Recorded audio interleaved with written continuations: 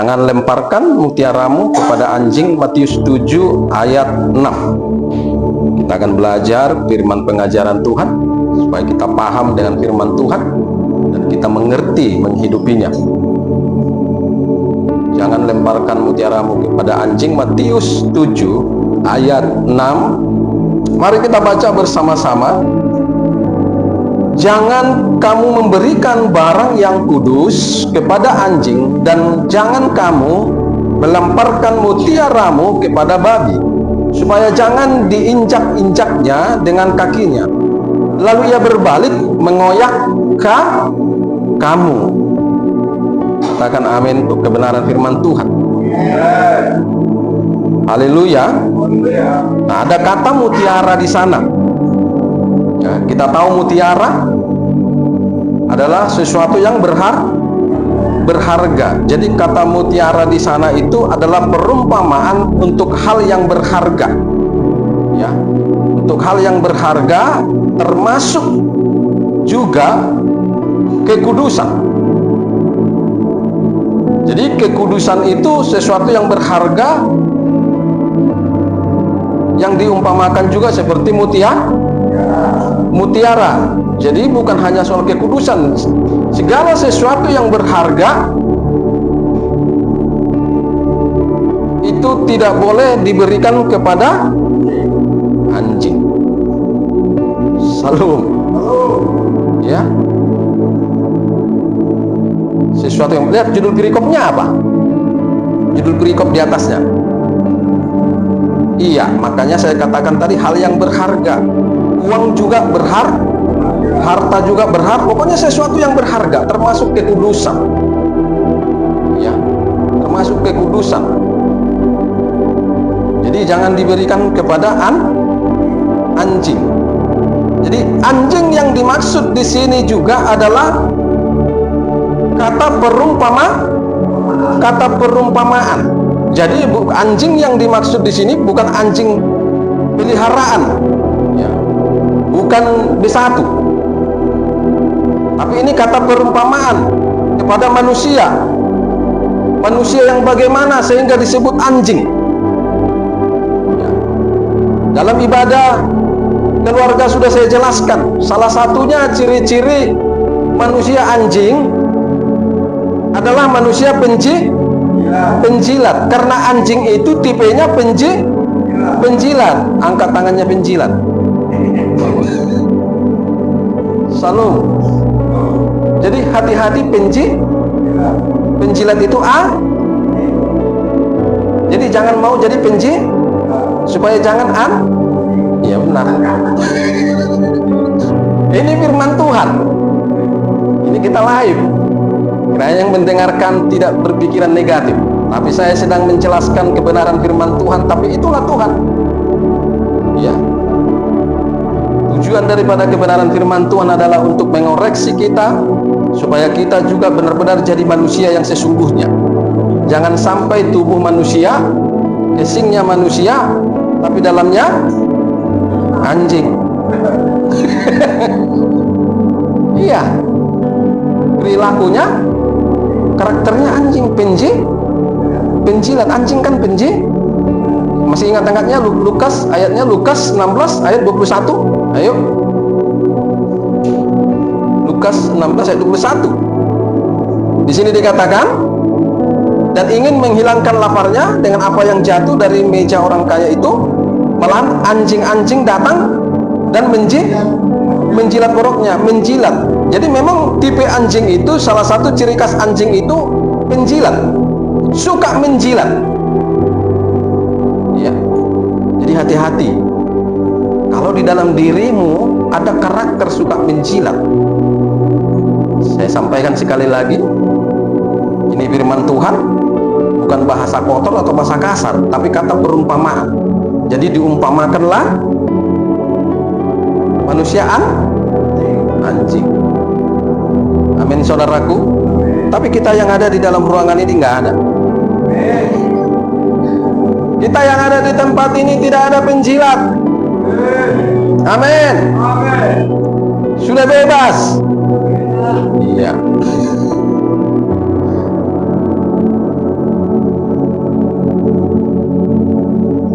Anjing yang dimaksud di sini adalah Ben. Kemudian apalagi kemarin sudah saya jelaskan dalam ibadah keluarga, anjing yang dimaksud juga apa?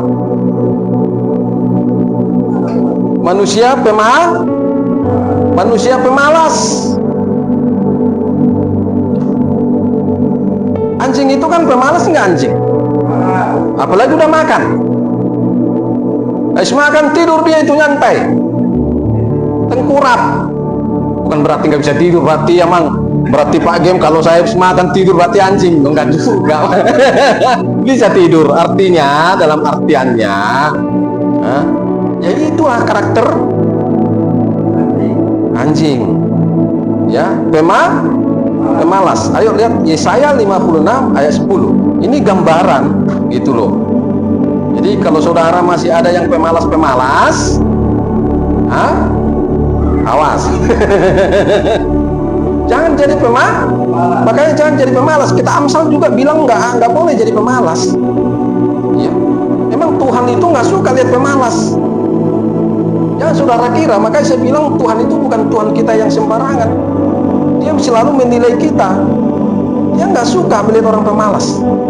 Jangankan Tuhan, kita pun kalau melihat orang pemalas suka enggak? Enggak. Ya, bisa gondok kita kan, bahasa Medannya kan, gondok katanya.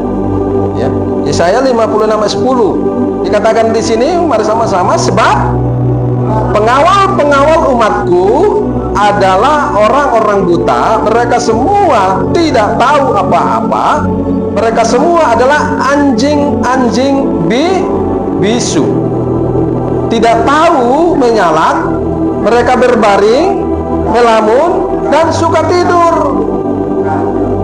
Siapa yang katanya di sini suka tidur, melamun, suka tidur?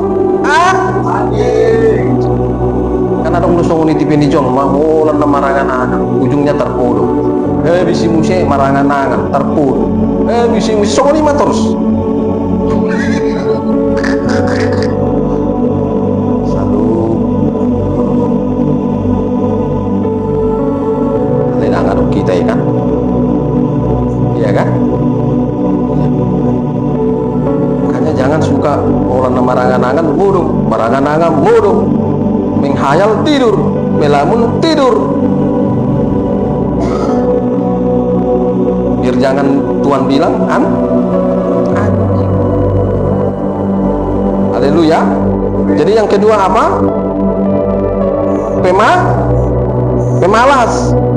Ayo bangkit dari kemalasan. Amin. Malas berdoa, bangkit. Malas menyembah, bangkit. Malas beribadah, bangkit.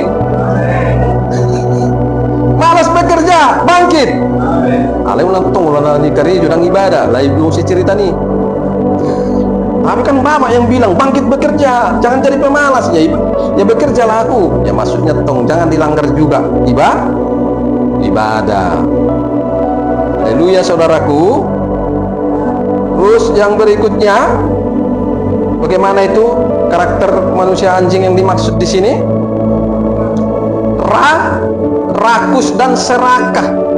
Memang anjing itu rakus dan serakah, nggak pernah saudara kasih anjing makan, habis makan kalau dia pergi lagi keluar, ditengoknya ada di situ bangke apapun dimakannya lagi. Itu gambaran serakah. Rakus dan serakah, tidak pernah puas, tidak pernah merasa cukup. Padahal Tuhan sudah berkata dalam firman-Nya dalam Alkitab, cukupkanlah dirimu dengan apa yang ada padamu. Mari kita lihat lagi di ayat 11-nya, Yesaya 56 tadi.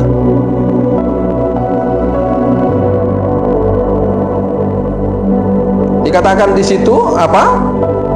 Anjing-anjing pelahap yang tidak tahu kenyang, dan orang-orang itulah gembala-gembala yang tidak dapat mengerti. Mereka semua mengambil jalannya sendiri, masing-masing mengejar laba, tiada yang terkecuali. Memang sebenarnya kitab Yesaya pasal 26 ini ya diarahkan sebenarnya kepada gembala-gembala pada masa itu. Karena ada banyak gembala-gembala pada waktu itu berkarakter, bersifat seperti anjing. Ya, memang sekarang pun banyak gembala seperti itu, seperti anjing, rakus, ya, serakah, nggak pernah puas, selalu ingin kaya. Makanya ada banyak sekarang gembala-gembala itu hedon, hidupnya matre. Ya, saya nggak tahu mereka belajar dari mana. Padahal Yesus datang tidak ada menampilkan kekayaan, iya kan? Tapi pendeta-pendeta sekarang rasanya kalau nggak kaya itu dia merasa sepertinya dia itu bukan pendeta. Ya, saking pingin kayanya, pintar berkhotbah, tapi bersilat kata. Jadi waspada. Tapi ini bukan hanya kepada gembala, kepada kita pun ini bisa kita tarik kepala diri kita. Ya. Artinya kalau saudara pun punya sifat, punya karakter rakus dan serakah, ya saudara juga haleluya. Iya, makanya jangan rakus dan serakah. Jangan, Bapak Ibu.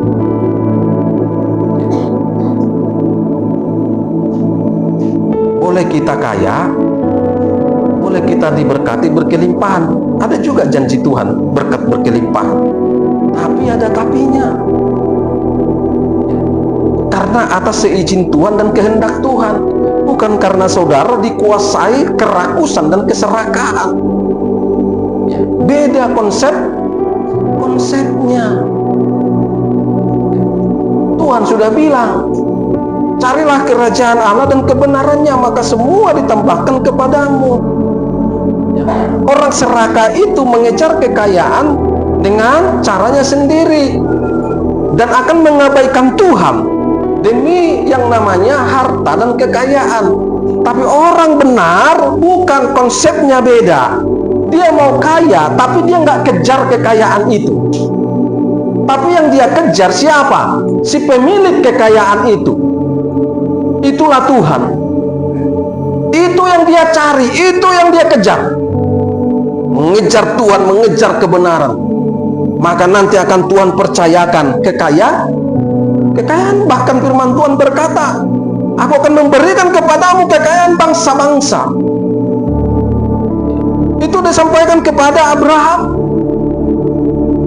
Tapi adakah Abraham, kalau kita belajar kisah Abraham, walaupun Tuhan berjanji akan memberikan kekayaan bangsa-bangsa, mempercayakan kekayaan bangsa-bangsa, apakah hati Abraham mengarah ke kekayaan itu?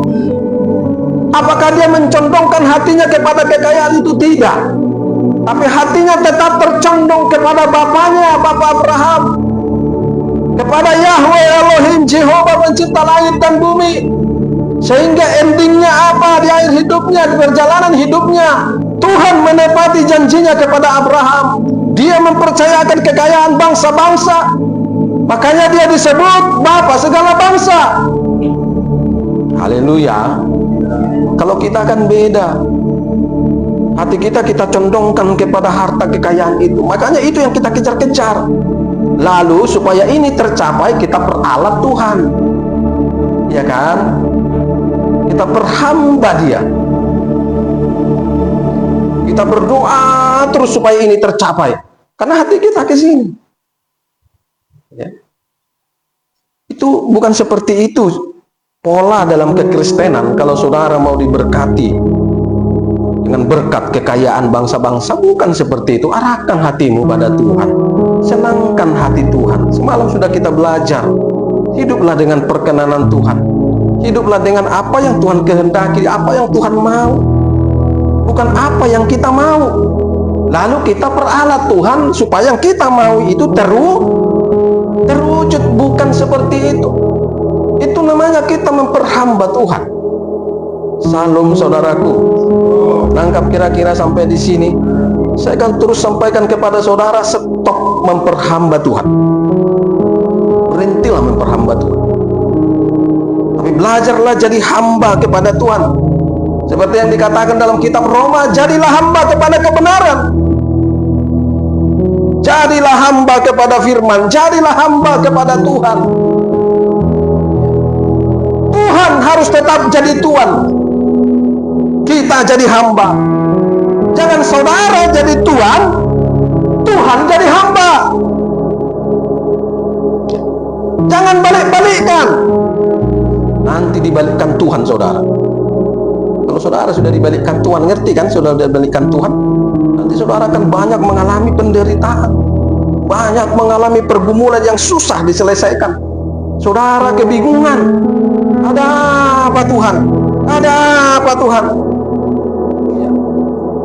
Akhirnya apa? Kita sama dengan manusia-manusia yang lain ketika mengalami pergumulan yang berat, ketika dilayani. Oh amang Pak Pendeta, aku baiknya Pak Pendeta, nggak ada dosa aku, tak ada salahku, nggak pernah aku mencuri, iya, nggak pernah aku mengototoi, oke, nggak pernah aku berbohong, oke, nggak pernah aku berzina, oke. Tapi pertanyaannya, yang masalahnya, kau telah memperhamba Tuhan. Haleluya. Ya, memperhamba Tuhan itu juga dosa loh. Bahkan itu lebih parah. Oke, 1 tahun, 2 tahun, 3 tahun, sekian tahun Tuhan masih nurut-nurut. Tapi akan tiba waktunya kita dilibas, dihajar kita habis-habisan. Kita nggak mau itu. Haleluya. Karena Tuhan itu juga mau menghajar.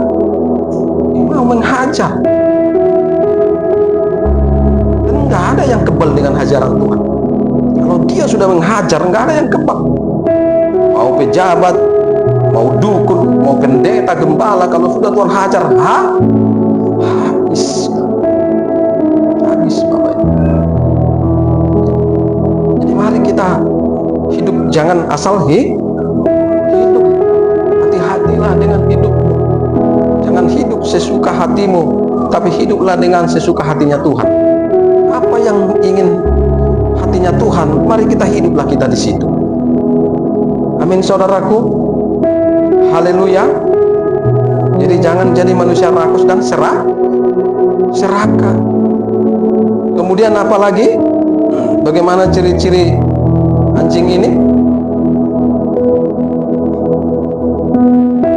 Kemarin tetap di Yesaya 56 ayat 11 itu, apa yang saudara dapatkan? Ya, mengambil jalan sendiri, suka di jalannya sendiri. Artinya ini adalah orang yang seperti ini adalah suka-sukanya, ya, suka-sukanya, gak mau berjalan di jalan Tuhan, gak mau berjalan di jalan kebenaran Tuhan, di dalam firman, suka-sukanya. Makanya ada banyak orang Kristen kalau dikhotbahi protes dengan khotbah itu.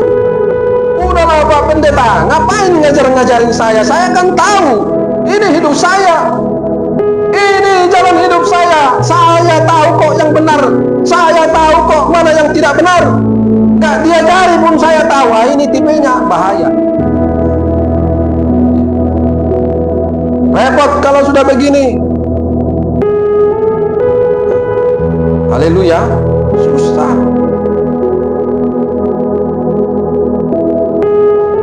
Kita ini nggak boleh suka-suka. Kita harus berjalan di jalan Tuhan. Harus. Kita jangan seperti bangsa Israel. Waktu melewati padang gurun menuju tanah Kanaan, Tuhan yang menyuruh mereka lewat dari situ. Harus lewat dari padang gurun, kata Tuhan. Tapi bangsa Israel protes. Ngapain lewat sini? Karena mereka tahu jalan yang sesungguhnya itu hanya sekian, berapa? Hanya 2 tahunan ya, kalau saya nggak salah. Tapi Tuhan bawa mereka melalui padang gurun 40 tahun. Ikut jalan saya. Mereka protes. Ya. Apa-apaan ini? Gak nyampe-nyampe di padang gurun. Terus protes kepada Musa sebagai hamba yang Tuhan percayakan. Kita juga sering seperti itu. Udahlah Pak, kalau ngikut firman Tuhan begini begitu, begini begitu. Kapan lagi Pak? Kapan lagi? Orang sana sudah begini, orang sana sudah begono, awak begini-begini saja. Kalau ikut firman Pak, lama. Iya kan? Jadi kita sering ngambil jalan pintas, jalan sendiri. Jadi orang kalau suka ngambil jalannya sendiri, nggak mau berjalan di jalan Tuhan, itu manusia.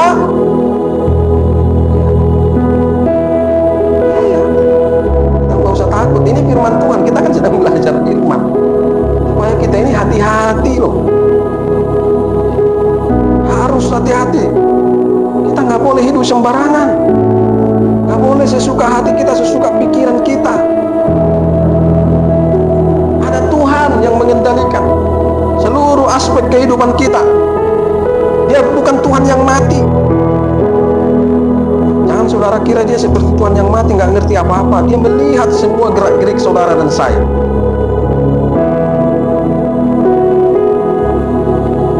Kita baca dari ayatnya. Baca lagi ayat 11 tadi. Dikatakan di situ, anjing-anjing pelahap yang tidak tahu kenyang, dan orang-orang itulah gembala-gembala yang tidak dapat mengerti. Mereka semua mengambil jalannya sendiri, mengambil jalannya sendiri. Gak mau dituntun oleh Tuhan, gak mau dituntun oleh firman. Firman bilang A, dia bilang B.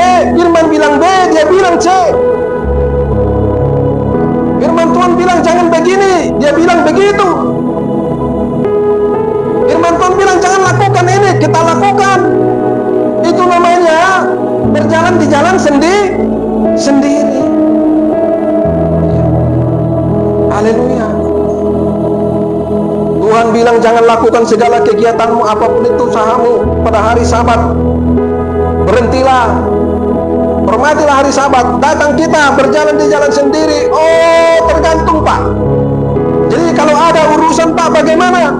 Kalau ada begini bagaimana? Nggak ada Tuhan bilang seperti itu. Tuhan nggak pernah bilang, tapi kalau ada urusanmu yang penting sekali, nggak apa-apalah. Nggak ada ayat. Kalau dikatakan menghormati itu sudah dalam. Berarti itu sudah bicara keharusan. Tapi karena kita berjalan di jalan kita sendiri, suka-suka kita, akhirnya kita berani menantang itu, berani menantang firman. Haleluya. Makanya kami kalau ada pun family, kami selalu tegur. Ini kami baru pulang dari adik-adik kami. Kami tahan, kami coba, kami tahan. Jangan pulang, ini hari Sabat. Ibadahlah di sini. Besok aja pulang. Tapi karena katanya kerjaan begini, ya udahlah terserah. Tapi kami selalu tahan, Bapak Ibu. Ya, dari dulu kalau ada family, selalu kami berusaha jangan coba-coba ikut menarik kami untuk tidak menghormati hari Sabat. Mau mertua, mau tulang, mau nemburu, mau apa, nggak ada itu. Firman tetap perintah tetap perintah. Ya. Masa hanya gara-gara manusia kita tantang Tuhan? Masa hanya gara-gara kepentingan kita tantang Tuhan? Tuhan yang adalah sumber kehidupan, Dia adalah pemelihara tubuh, roh, dan jiwamu. Jangan tantang Dia. Harusnya kita juga lebih mengabaikan kepentingan kita dan mengutamakan kepentingan Dia. Jangan kita singkirkan Dia hanya gara-gara kepentingan kita. Kita singkirkan perintahnya. Ini bahaya. Makanya saya bilang kalau orang-orang biasa begini, ingat akan banyak mengalami masalah. Ya, banyak mengalami masalah. Karena nggak mau taat berjalan di jalannya sendiri. Kalau kita tak medok ke pamalu-malohon, udah kudo nang sonari ke Kristenan on, napa malu-malohon. Olo kasongonodo, kan bitido katanya. Sudah jelas-jelas firman Tuhan. Ala pamalu-malohon, kasongoni mah. Iya. Salam saudaraku. Apapun perintah Tuhan, apapun firman Tuhan, udah taat saja. Taat saja. Haleluya. Ayolah, biarkan Tuhan itu yang memenuhi hati. Ku perlu Kau Tuhan menjamah Ku perlu Kau Tuhan di hidupku. Jangan ganti Tuhannya. Ku perlu Kau uang menjamah hatiku. Ku perlu Kau uang di hidupku. Repot itu. Jangan. Kita butuh uang, tapi kita lebih butuh Tuhan. Jangan Tuhan ganti dengan uang. Amin. Haleluya. Jangan Bapak Ibu. Saya kalau udah lihat orang, aduh cinta uang, aduh. Ngeri. Padahal uang itu nggak bisa menyelamatkan. Uang itu nggak bisa menolong. Tuhan begitu tanamkan kita satu penyakit. Triliun pun nggak bisa ngomong. Ngerti kan? Satu T pun nggak bisa ngomong. Nggak bisa ngomong. Saya minggu semalam ada yang hubungi saya. Minggu semalam, minggu kemarin juga untuk 2 kesembuhan. Sampai merengek-rengek. Cuman udah pernah saya layani, mengalami kesembuhan. Setelah itu nggak ada komunikasi apa-apa, ada masalah lagi di telepon, akhirnya nggak saya layani lagi. Artinya begini, memang begitu pentingnya kesehatan. Jadi supaya saudara tetap sehat, bagaimana itu? Jaga hubunganmu dengan dia. Itu bukan karena kau ngumpuli uang. Dia nomor sahid, asal kebeng. Lah toh nomor sahid. Begitu. Jadi bukan nomor sahid iman nomor sorok kebeng. Berarti imanmu. Jadi nggak heran akhirnya kau sah. Jadilah ke situ uangnya. Haleluya. Tapi kalau kau imani, aku mau dekat dengan Tuhan supaya aku sehat-sehat, anak-anakku sehat-sehat, rumah tanggaku sehat-sehat. Itulah iman yang benar. Jangan sandarkan hidupmu, rumah tanggamu, keluargamu, anak-anakmu ke uang. Tapi sandarkanlah kepada Tuhan. Tuhanlah pemelihara kita. Nggak ada yang lain. Banyak di luar sana. Lihat pejabat itu. Ya. Coba saudara ke Singapura sana, Malaysia sana, rumah sakit mewah sana. Siapa itu di dalam? Bukan orang kere. Orang-orang kaya berat. Yang dari Indonesia ini, pejabat-pejabat dan sebagainya. Yang punya uang triliunan, miliaran. Terbaring di situ. Mampukah uangnya menyelesaikan? Enggak. Akhirnya toh juga apa? Liangku, ya bisa. Makanya biarkan Tuhan itu yang ada di hatimu. Biarkan Dia yang bekerja dalam hidupmu. Biarkan Dia yang bermanifestasi dalam kehidupan saudara. Jangan pikiran kita ini loh. Ya, jangan kita tuhankan pikiran kita ini juga. Sepintar dan sehebat apapun kita, jangan. Banyak juga orang-orang pintar di luar sana, orang-orang cerdas, toh jatuh sakit juga. Masuk rumah sakit tidak bisa berdaya, nggak bisa berbuat apa-apa. Dokter pun kalau sudah sakit, dia aja nggak bisa ngobati dirinya. Iya kan? Nggak bisa. Karena nggak ada dokter yang hebat selain daripada dia. Karena dia yang punya tubuh kita ini. Dia yang mendesain tubuh kita ini. Dia yang mempabrik tubuh kita ini. Jadi dia yang tahu. Bukan dokter, dia yang tahu. Makanya dikatakan pelihara tubuhmu, jaga tubuhmu, rawat tubuhmu.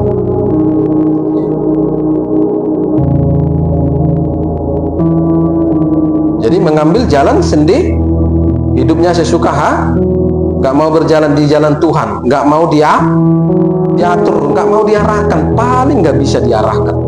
Nah, orang-orang yang seperti ini repot, udah susah. Kemudian bagaimana lagi? Itu tadi yang keempat. Yang kelima, iya, mengejar keuntungan, tidak mau hanya mau untung. Kita baca ulang ayat 11 tadi, Yesaya 56. Anjing-anjing pelahap yang tidak tahu kenyang, dan orang-orang itulah gembala-gembala yang tidak dapat mengerti. Mereka semua mengambil jalannya sendiri, masing-masing mengejar tidak mau ruh, selalu untung terus di pikiran. Ikut Tuhan pun ingin selalu untung terus, nggak mau rugi. Ya. Makanya nggak heran orang-orang Kristen selalu memprotes firman Tuhan yang berhubungan dengan korban-korban persembahan. Nah, orang-orang yang seperti inilah yang dimaksud di sini selalu mengejar laba. Ikut Tuhan pun dia ingin beruntung. Datang sama Tuhan ingin untung, nggak mau rugi ngikut Tuhan. Ya. Ngerti nggak sampai di sini?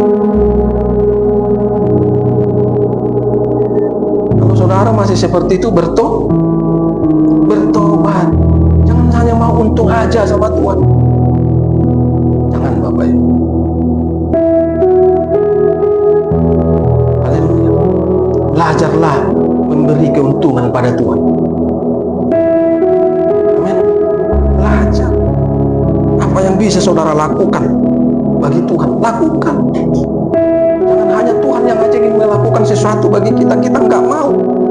Itu namanya kita hanya ingin untung. Jadi jemaat ingin untung.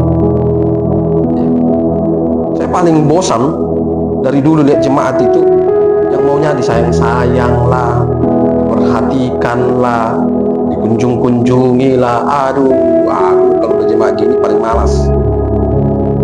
Ya. Gak pernah dia berpikir apa yang harus kulakukan untuk Tuhan. Selalu berpikir apa yang dilakukan pendeta, apa yang dilakukan pendeta, apa yang dilakukan pendeta. Begini pendeta, begini pendeta. Wah, udah kacau yang begini. Salam saudaraku. Tapi kita tidak lagi seperti itu, amin. Haleluya. Kita selalu belajar memberikan yang terbaik untuk Tuhan, supaya Tuhan memberikan yang terbaik bagi kita. Kita jangan kalah dengan orang-orang yang masih baru mengenal kekristenan. Kita sudah mulai dari sen opung nggak Kristen, sen opung tuopung nggak jadi Kristen. Alangkah baru begawi Kristen. Tapi lihat bagaimana mereka sama Tuhan. Lihat suku-suku lain di luar dari suku-suku Batak, suku-suku lain yang masih baru mengenal kekristenan. Perhatikan mereka. Ada nggak seperti orang Batak? Orang yang utung masyarakat Tuhan, orang yang utung. Senang mau orang yang pasu-pasu, orang yang pasu-pasu. Orang sana nggak mau seperti itu. Mereka selalu berpikir apa yang terbaik untuk Tuhan, bukan apa yang terbaik untukku. Apa yang terbaik untukku bukan. Kalau kita orang Batak ngikut Tuhan kan seperti itu. Begitu urusan memberi yang terbaik untuk Tuhan, udah melempem kita, ya, langsung lemas. Ya kan? Maunya yang Tuhan kasih itu, pundi-pundi itu, yang gini-gini itu kan maunya jangan keluar lah. Maunya sama kita aja beren. Ya udah bahaya seperti ini. Keran berkatmu harus tetap jangan tutup kerannya. Biarkan terus terbuka. Artinya biarkan terus mengalir. Alirkan kemana saja. Kau berkati pun orang yang di jalan sana, berkatilah. Kau berkati rumah Tuhan, berkatilah. Kau berkati pendeta-pendeta, berkatilah. Biar terus ngalir. Jangan tuh nanti mempet. Udah mempet baru kau kaget. Bah, sehingga te tahu dan diberkati kita. Ini tutup. Haleluya, ditutup. Akhirnya kau bingung sambil berdoa menangis, nggak tahu apa masalahnya. Padahal Dia yang menutup berkatnya. Tapi kita bertanya-tanya sama Tuhan. Wah, Engkau melihat kehidupanku Tuhan. Hari-hari ini Tuhan begini begitu, begini begono, si tono. Ya kan? Terus kita gitu berdoa sama Tuhan. Aduh salah ke Tuhan. Aku mungkin cermarica ketumbar kau bilang. Padahal kita yang sah karena menutup keran berkat, nggak mau menyalurkan. Salurkan Bapak Ibu. bilang di samping, maka kalau diberkati kau salurkan. Biar jalan terus berkat itu bilang. Kan begitu kan? Suku-suku lain, contoh Cina coba. Cina Kristen ya. Makanya saya bilang selalu kan, kalau dalam satu gereja itu suku Batak semua, Indonesia Raya lah itu.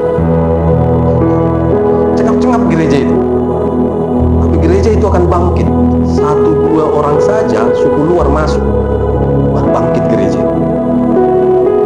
Kalau kita orang Batak, ayo kita rubah karakter itu.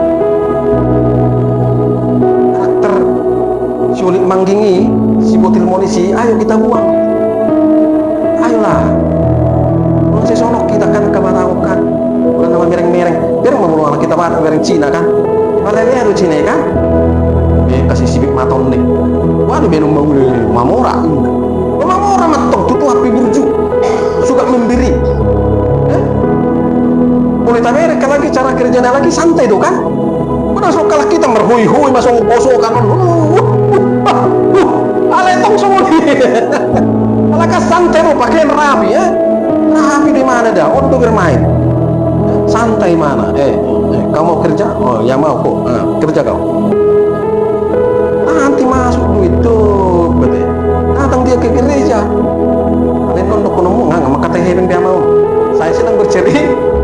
Jadi karena kami dulu di GP Mandari, saya perhatikan orang itu kalau bersimpan. Kalau orang kita Batak kan disediakan, belum beri. Orang Cina pas persembahan bayar muti ke depan nol. Merah. Kita dah dari betok lebih tukar tuh budi. Waduh lah, nahui berkati Tuhan alakan. Nasubuh nasurung di atas nina merah. Adong di atas nina merah. Idoler nyalakan. Iya. Saudara pergilah ke gereja yang banyak orang Chinese. Perhatikan persembahan, lihat gini. Mereka bukan disiapkan, enggak. Begitu persembahan ditarik ke dompetnya, sap katanya. Inna budi. Kita tongdang kan. Etong mahala nih hosomon kan. Hotelok kan. Hosom elak tel kan. Teman-teman pedih deh. Tawaran 55 contohnya. Saya libah ada 50 sekian. Nggak mau orang silutak.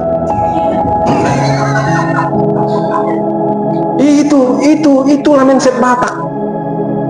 Dia nggak tahu yang dia masukkan itu pasti Tuhan kembalikan. Jadi jangan lagi itu kita pelihara budaya kesukuan dalam Batak itu yang begitu menjijikkan bagi Tuhan. Ayo buang. Si Botil Monis mi abolokon, si Ulit Mangging mi hitung-hitungan mi buang ini. Kalau kita Batak kan belum hitung-hitungan nak. Kalian hitung-hitungku akhirnya salah hitung. Orang udah berhitung-hitung tuh terus men. Kami udah bebas dari situ suami istri sampai hari ini. Benar. Nanti masuk berkat uang udah ludes itu. 1 hari, 2 hari, 3 hari habis. Tiba-tiba gembala udah habis uang kita. Dalam hatiku baru kemarin sekian. Karena memang nggak ada gini. Ini ada berkat. Terus simpan ya, tabung. Nanti biar ada kita beli gini Pajero, nggak ada. Apa punggung aja pengon, asarung lebih biar mobil, mengerti kereta mahita. Oh nggak ada, kami nggak pernah ngomong gitu. Ngalirkan aja uang itu biar mengalir, biar Tuhan tuntun mau kemana itu mau kemana. Ngasih makan orang, ayo silahkan makan. Iya kan? Mangap petung nolak kau mangan, lejong mamangan. Ada bumai ya nggak ngarepok be. Kau udah kau bilang ada bumai nggak susah be ho. Aku juga sabtu apa udah susah ho nih. Ayo kali makan orang. Ya. Kasih nggak usah nih. Bila perlu hari ini kau makan gadong. Pergi kau ke pinggir jalan sana kau kasih dia makan rendang. Berani nggak? Nah, indok kok ketong amang tebu nih. Ya, bija melanggar indok Pak Gembala. Kalau aku doa roh, dan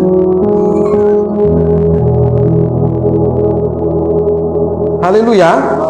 Supaya berkati Tuhan. Supaya apa? Iya, dipelihara Tuhan kau sehat. Lihat orang baik. Orang baik itu sehat. Ya. Yang mana tulus-tulus dah burju, sehat-sehat. Ale tulus situ tudo dah. Tang asal tulus. Hah? Tangalani kepentingan, nah, gua tulus itu kalau kepentingan tanglah tulus sih. Haleluya. Ya.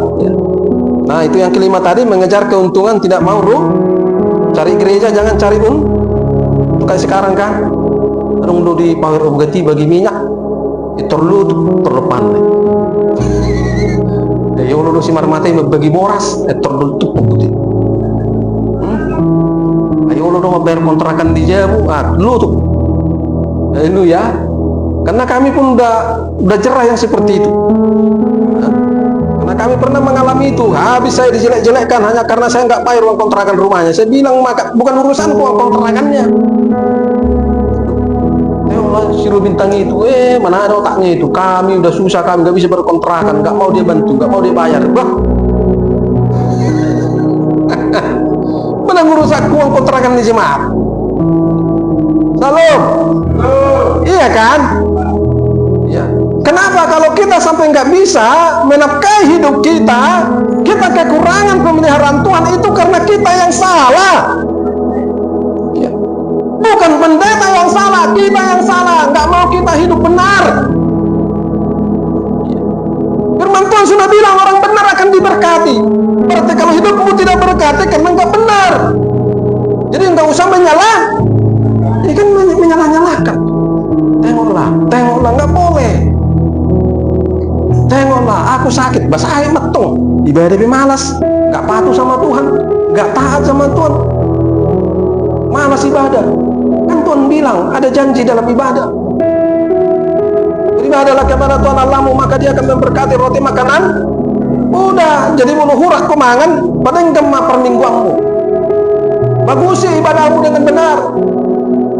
Nang selalak merhui-hui, kalau mengeludi boras setakar.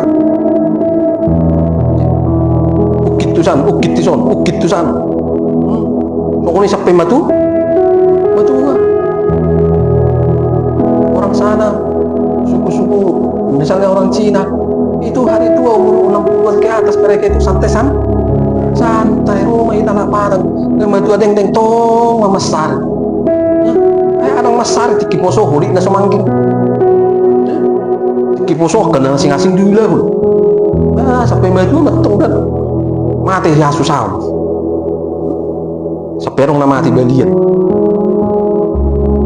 Ya kan? Banyak orang kita mati balian. Kadang nama dulu lah hukum di sini. Tapi biar puju mah gagal dap. Rakin hata terus si Jumai bagi siang malam ulan sih.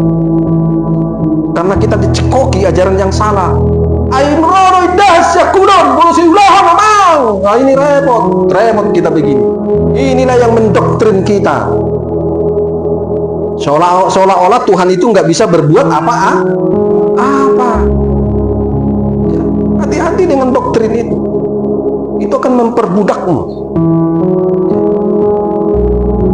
Amin, saudaraku. Nah, kemudian tadi yang kelima, yang keenam. Bagaimana itu karakter anjing? Yang manusia yang diumpamakan tadi seperti anjing-anjing tadi. Yang keenam, dari Filipi, kita ambil dari Filipi 3 ayat 2. Filipi 3 ayat 2. Nah, di sini dikatakan hati-hatilah terhadap anjing. Ya, maksudnya anjing-anjing, orang-orang yang berkarakter anjing, ya. Hati-hatilah terhadap pekerja-pekerja yang jahat. Hati-hatilah terhadap penyunat-penyunat yang palsu. Berarti anjing-anjing yang dimaksud di sini adalah orang yang berkarakter bersifat jahat. Manusia jahat, hati-hati. Manusia jahat itu anjing. Makanya jangan jahat. Jangan jahat. Dalam hal apapun jangan jahat. Salam. Jangan. Ya. Jadilah manusia baik. Jangan jadi manusia jahat. Amin, saudaraku. Ya. Terus yang ketujuh. Yang ketujuh, ayat 3-nya dari Filipi tadi. Karena kitalah orang-orang bersunat yang beribadah oleh Roh Allah dan berpegang dalam Kristus Yesus dan tidak menaruh percaya kepada hal-hal lahiriah. Karena kitalah orang-orang bersunat. Tahu artinya bersunat? Hah? Kan sudah pernah saya jelaskan ini. Bersunat bukan sunat kelamin.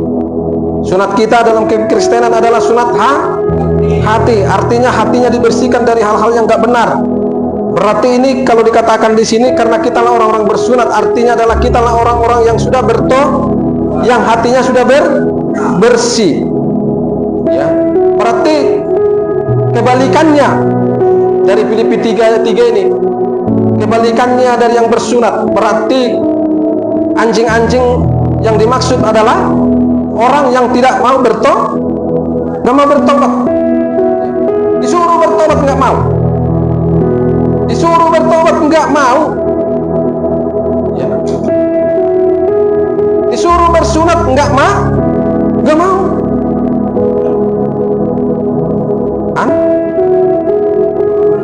Haleluya. Makanya mari kita bertobat. Ya, bertobat kita. Kemudian tetap di ayat Filipi itu, selain daripada tidak mau bertobat, ya, anjing-anjing yang dimaksud di sini juga adalah orang-orang yang percaya kepada hal-hal lahiriah. Orang kalau sudah bertobat tidak lagi menaruh kepercayaannya kepada hal-hal lahiriah. Makanya dikatakan di Filipi 3:3 itu, karena kitalah orang-orang bersunat, kitalah orang-orang yang sudah bertobat, yang beribadah oleh Roh Allah, oleh Roh Kudus, dan berpegang di dalam Kristus Yesus, dan tidak menaruh percaya kepada hal-hal lahiriah.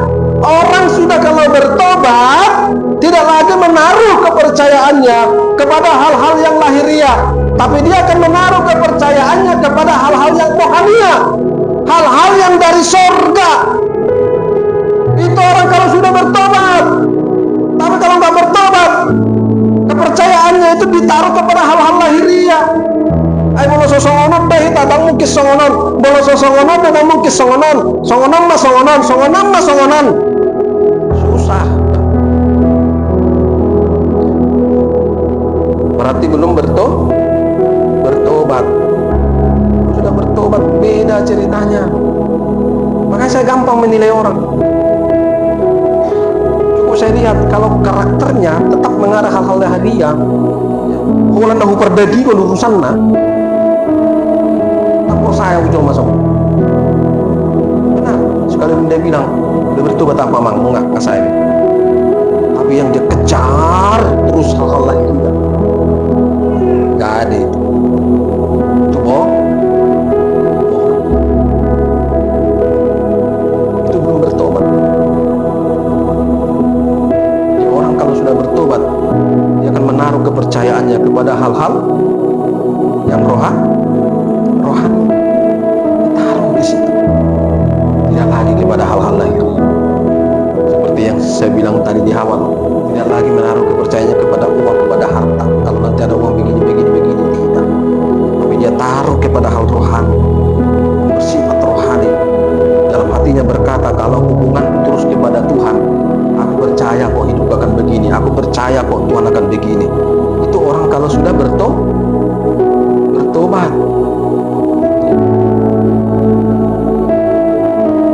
Jadi susah kalau orang tidak mau bertobat.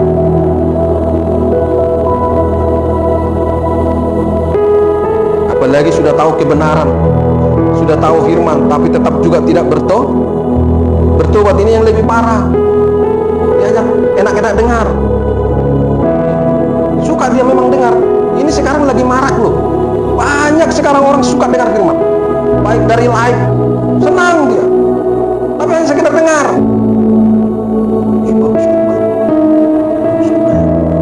Tapi nggak dihidupin, nggak bertobat dia, nggak ada perubahan karakter, nggak ada perubahan sifat. Tapi setiap hari dengar khotbah, tahu dia ayat ke ayat, tahu dia kejadian sampai wahyu, tapi hidup nggak jelas, perilaku tidak jelas. Ini yang lebih bahaya.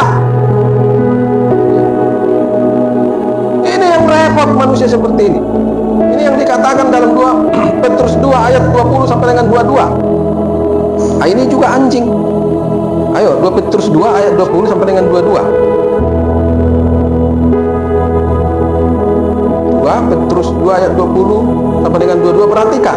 Sebab jika mereka oleh pengenalan mereka akan Tuhan dan Juru Selamat kita, Yesus Kristus, telah melepaskan diri dari kecemaran-kecemaran dunia, tetapi terlibat lagi di dalamnya, maka akhirnya kiamat mereka lebih buruk daripada yang semula. Ayat 21. Karena itu, bagi mereka adalah lebih baik jika mereka tidak pernah mengenal jalan kebenaran daripada mengenalnya, tetapi kemudian berbalik dari perintah kudus maksudnya perintah Tuhan yang disampaikan kepada mereka. Bagi mereka apa katanya? Cocok apa yang dikatakan peribahasa benar ini? Anjing kembali lagi ke muntahnya, dan babi yang mandi kembali lagi ke kubangannya. Ya. Tahu dia firman, tahu dia kebenaran, tapi tetap dia bolak-balik berbuat dosa, bolak-balik terus berbuat dosa. Belajar firman tapi berbuat dosa, tahu firman tapi berbuat dosa. Makanya firman itu jangan buat jadi pengetahuan, tapi jadikanlah itu hidup, action, hidupi. Tahu satu ayat, hidupi. Tahu satu ayat, hidupi. Jangan hanya pengetahuan supaya dilihat orang hebat. Banyak seperti itu sekarang, pintar-pintar ngomong, bahkan merasa lebih hebat dari pendeta.